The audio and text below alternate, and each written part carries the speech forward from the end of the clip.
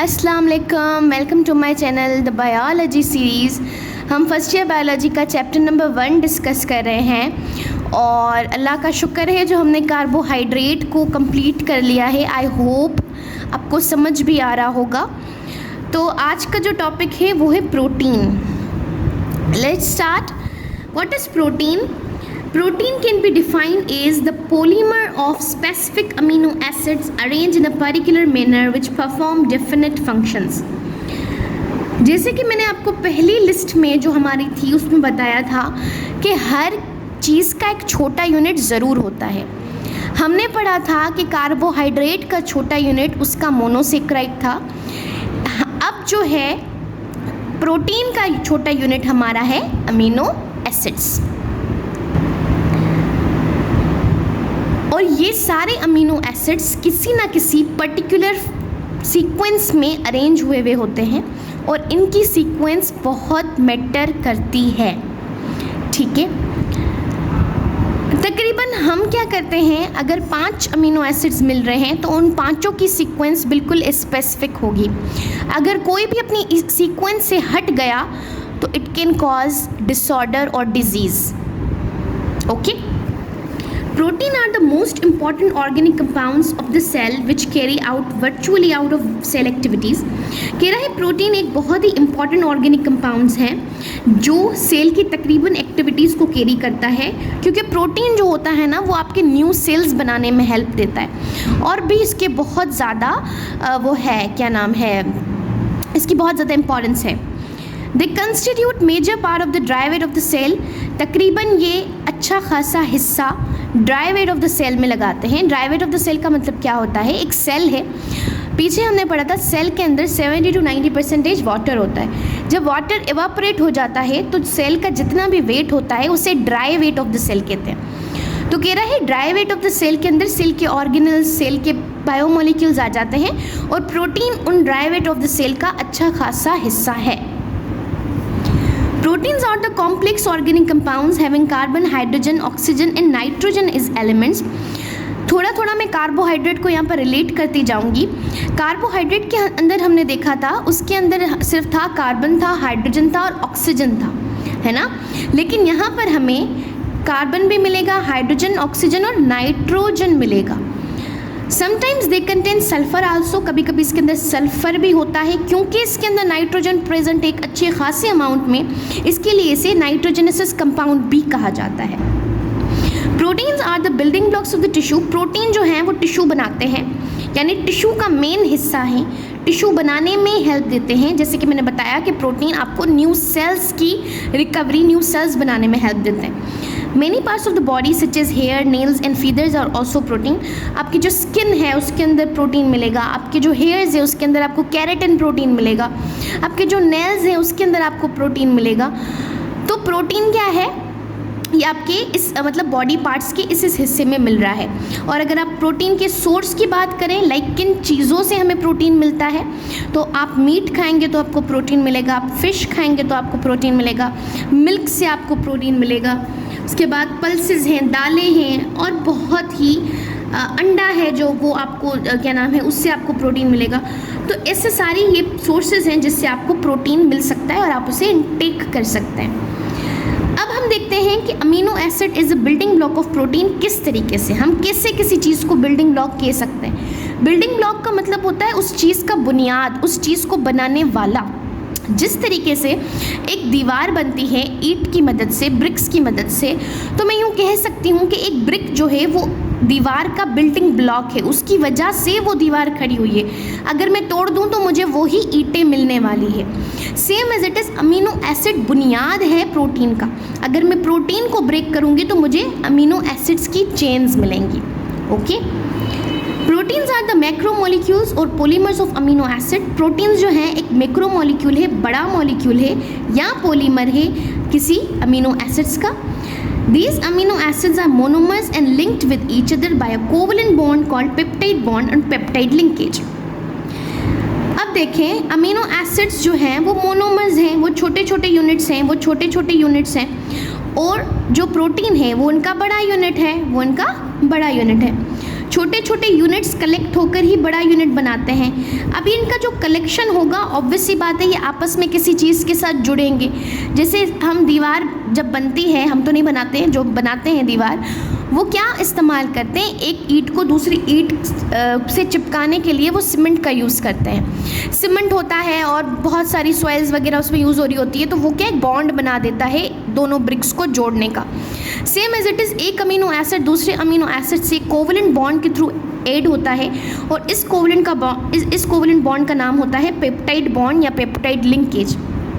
जिस तरीके से हमने कार्बोहाइड्रेट में पढ़ा था कि कार्बोहाइड्रेट का बॉन्ड था ग्लाइकोसाइडिक बॉन्ड या ग्लाइकोसाइडिक लिंकेज, इसी तरीके से इसका बॉन्ड पेप्टाइड बॉन्ड या पेप्टाइड लिंकेज होगा। ये इन लिंकेजेस के थ्रू छोटे छोटे मॉलिक्यूल्स आपस में कलेक्ट होकर एक बड़ा प्रोटीन का मॉलिक्यूल बनाएंगे। As we have defined above that each protein has a unique sequence of amino acids that give the unique properties of the molecules. कह रहे हैं जैसे कि हमने ऊपर ही डिस्कस कर चुके हैं कि प्रोटीन की यूनिक सीक्वेंस मैटर करती है, यानी अगर ये 3 इस तरीके से है 1 2 3 तो ये इसी तरीके से ही लगेंगे। अगर 3 पहले आ गया या 2 बीच में आ गया या 2 एंड में चला गया, इससे सीक्वेंस खराब हो जाएगी, और अगर सीक्वेंस खराब हो गई तो आपकी सारे का सारी प्रोटीन डैमेज हो जाएगी और वो कोई ना कोई मसला, बीमारी, डिसऑर्डर या डिजीज़ कॉज कर सकती है, and that can be very harmful for your body. इसके लिए इसकी सीक्वेंस बहुत ज़्यादा मैटर करती है, और अगर इसकी सीक्वेंस चेंज हो गई तो it will cause any disorder. There are 20 basic amino acids which constitute each type of protein. कह रहा है तकरीबन 20 अमीनो एसिड्स मिलते हैं हमारी बॉडी के अंदर जो प्रोटीन बनाते हैं, वायरस से लेकर ह्यूमन बींग्स के अंदर यही सेम 20 ही मिलते हैं जो आपकी प्रोटीन्स बना रहे होते हैं। Amino acids are organic compounds which contain at least one amino group, NH2, which work as a base, and a carboxylic group work as an acid. Both are chemically bonded in an asymmetric carbon. This carbon is also called alpha carbon.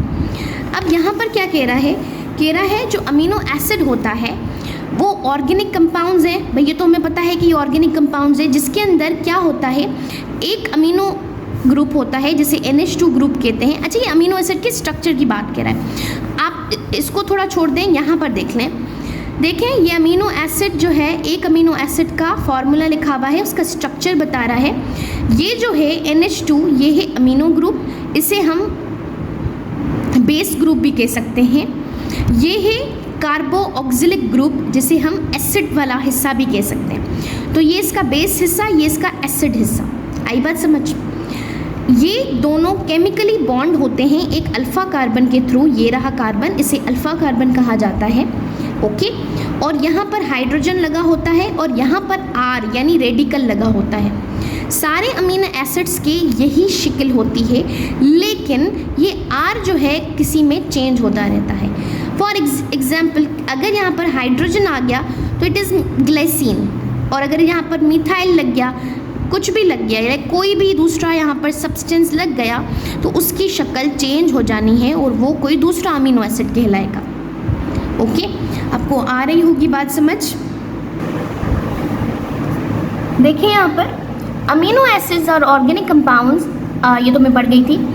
अच्छा, एक इसमें आ गया amino group जिसे हम acid group, जिसे हम base group कहेंगे। एक आ गया इसमें कार्बोक्सिलिक ग्रुप जिसे हम एसिड ग्रुप कहेंगे। ये बहुत केमिकल बॉन्ड होगी किसी ना किसी कार्बन पे, और ये कार्बन कहलाएगा alpha carbon. The general structure empirical formula of amino acid ये रहा, दिया गया है, ठीक है। अल्फा कार्बन जो है उसके 4 ग्रुप्स जो हैं अटैच है। ये देखो, कार्बन में एबिलिटी होती है कि वो 4 ग्रुप्स जो हैं बना सके, ठीक है, यानी वो 4 दूसरे मॉलिक्यूल्स के साथ बॉन्ड बना सकता है। तो देखिए, एक तरफ इसके साथ बॉन्ड बना हुआ है कार्बोक्सिलिक ग्रुप, एक तरफ अमीनो ग्रुप के साथ है, एक तरफ हाइड्रोजन लगा हुआ है, और यहाँ पर R है। ये R जो होगा इसे हम कहेंगे रेडिकल, और रेडिकल जो है वो चेंज हो सकता है, यानी यहाँ पर ये तीनों स्ट्रक्चर्स तो सेम रहेंगे, लेकिन R की जगह पर कोई भी अगर दूसरा मॉलिक्यूल लग गया तो वो अमीनो एसिड ही चेंज हो जाना है। All amino acids have same formula except R group. कह रहे हैं जितने भी 20 अमीनो एसिड्स हमें मिल रहे हैं उनका फॉर्मूला सेम होता है, लेकिन ये R जो है वो चेंज होता रहता है, जिसे हम रेडिकल ग्रुप भी कहते हैं। जो वेरिएबल होता है, it means it can change. The 20 types of amino acid based on the variability of R, ये 20 types of amino acid change he R की वजह से हो रहे होते हैं, क्योंकि R डिफरेंट हो जाता है, यानी रेडिकल की जगह पे कोई भी दूसरा मॉलिक्यूल अटैच हो जाता है तो अमीनो एसिड की शक्ल चेंज हो जाती है और वो डिफरेंट अमीनो एसिड बन जाता है। देखिए यहाँ पर ये है एक अमीनो एसिड जिसका नाम है ग्लाइसिन। ग्लाइसिन यहाँ पर देखें R की जगह पर क्या आ गया, हाइड्रोजन। तो अगर अमीनो एसिड में रेडिकल की जगह हाइड्रोजन आ गया तो वो मॉलिक्यूल होगा ग्लाइसिन, वो अमीनो एसिड होगा ग्लाइसिन। अगर यहाँ पर देखें एलानाइन, एलानाइन एक अमीनो एसिड है। यहाँ पर अगर मीथाइल आ गया, दिस इज़ योर मीथाइल, अगर ये मीथाइल यहाँ पर अटैच हो गया it means it is alanine. यहाँ पर देखें हाइड्रोजन आया तो ग्लाइसिन अमीनो एसिड, लेकिन मीथाइल आ गया तो एलानाइन, चेंज हो गया ना एक दूसरे से। यहाँ पर देखें, यहाँ पर लग गया है मेथनॉल, ये मेथनॉल लग गया है, इसका नाम हो गया सीरीन। R की जगह पर क्या आ गया, मेथनॉल, और ये कौन सा अमीनो एसिड बन गया, सीरीन। आई होप आपको मेरी बात समझ आ रही होगी और ये बहुत ही इजी टॉपिक है as compare to carbohydrate. Okay, formation and breakdown of peptide linkage. Peptide linkage किस तरीके से बनती है उसको देख लेते हैं। The protein of polypeptide chain is formed by linking amino acids by peptide bond. जैसे कार्बोहाइड्रेट बन रहा था तो कार्बोहाइड्रेट के अंदर कौन सी लिंकेज बन रही थी, ग्लाइकोसिडिक लिंकेज बन रही थी, और उसमें क्या हो रहा था, एक मॉलिक्यूल OH डिनोट कर रहा था, दूसरा मॉलिक्यूल H डिनोट कर रहा था, दोनों पानी जो है वो रिमूव हो रहा था और फिर बॉन्ड बन रहा था मॉलिक्यूल्स के बीच में। वही सेम यहाँ पर होगा। The peptide bonds are formed by linking amino group of one amino acid with carboxylic group of another amino acid. होगा क्या, देखिए यहाँ पर ग्लाइसिन लगा हुआ है, ये ग्लाइसिन है, ठीक है। यहाँ पर देखें H लगा हुआ है, it means it is glycine. This is radical, this is your amino group, this is your carboxylic group and this is your radical. Okay, ये आपका अल्फा कार्बन आ गया। अब होगा क्या, रिएक्शन होगा अमीनो ग्रुप और कार्बोक्सिलिक ग्रुप के बीच में, लेकिन एक ही अमीनो एसिड का नहीं, एक अमीनो एसिड का कार्बोक्सिलिक ग्रुप पार्टिसिपेट करेगा और दूसरे अमीनो एसिड का अमीनो ग्रुप पार्टिसिपेट करेगा, इन दोनों के बीच में रिएक्शन होगा।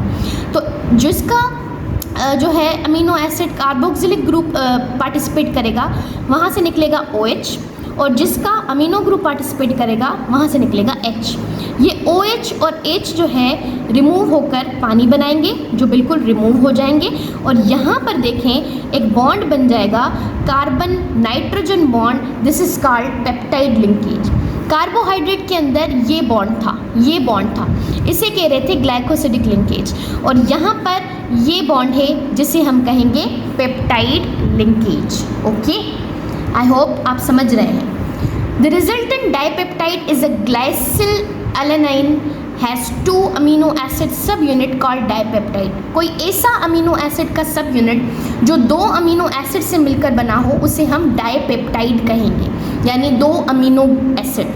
देखें, ये एक अमीनो एसिड, ये 2 अमीनो एसिड, इन दोनों ने मिलकर क्या बनाया, पेप्टाइड लिंकेज बनाई, और यहाँ पर जो मॉलिक्यूल बना उसका नाम है ग्लाइसिल अलाइन, जो एक 2 अमीनो एसिड से मिलकर बना और ये डाइपेप्टाइड कहलाएगा। ओके, आई होप आप समझ रहे होंगे। यहाँ पर देखें, a dipeptide has an amino group of one end and a carboxylic group acid on other group। अब देखें यहाँ पर हमने क्या देखा था, हमने देखा था कि भाई एक अमीनो ग्रुप पार्टिसिपेट करेगा और दूसरे का कार्बोक्सिलिक ग्रुप पार्टिसिपेट करेगा, और इन दोनों के बीच में क्या होगा, रिएक्शन होगा।